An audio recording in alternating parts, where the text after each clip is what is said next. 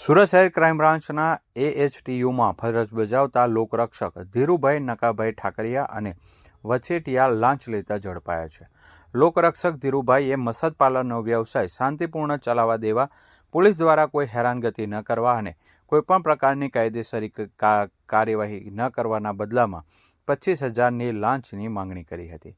આ ભ્રષ્ટાચારના ખેલમાં લોકરક્ષક ધીરુભાઈ એકલા નહોતા.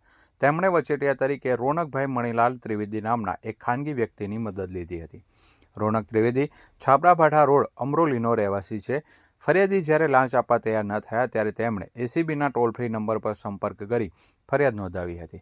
આ ફરિયાદના આધારે વડોદરા ACB ફિલ્ડના પોલીસ ઇન્સ્પેક્ટર AN પ્રજાપતિ અને તેમની ટીમ દ્વારા સુરતના વરાછા વિસ્તારમાં પોદાર આર્કેડ કોમ્પ્લેક્સ પાસે સ્ટેશન ગરનારા નજીક લાંચનું છટકું ગોઠવવામાં આવ્યું હતું. ACBની ટીમ સ્તર પર ગોઠવાઈ ગઈ હતી અને આરોપીઓને રંગે હાથ પકડવા માટે વ્યૂહરચના તૈયાર કરી હતી.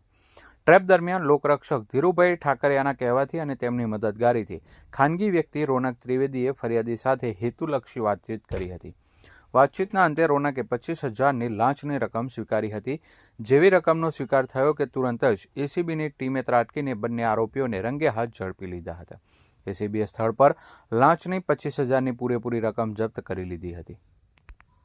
જી ગતરોજ ACB ટોલ ફ્રી નંબર 1064 ઉપર એક જાગૃત નાગરિકનો કોલ મળેલો, જે અન્વયે AHTU ક્રાઇમ બ્રાન્ચ સુરત શહેરમાં ફરજ બજાવતા ધીરુભાઈ ઠાકરિયા તેમજ એક પ્રજાજન રોનક ત્રિવેદી, જેઓએ આ કામના ફરિયાદીના જોડેથી મસાજ પાર્લરનો ધંધો કરવાના અને તેમાં કોઈ હેરાનગતિ નહીં કરવાના આવેજ પેટે ₹25,000ની માગણી કરેલી અને એ માગણીમાં તેઓ રેડ હેન્ડ પકડાયેલા છે.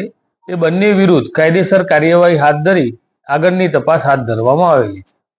ને મસાજ પાર્લરનો જે ધંધો આવે એ મસાજ પાર્લરનો ધંધો કરતા હોય ફરિયાદી, એમાં કોઈ હેરાનગતિ નહીં કરવાના આવેજ પેટે આ 25,000ની માગણી કરેલી.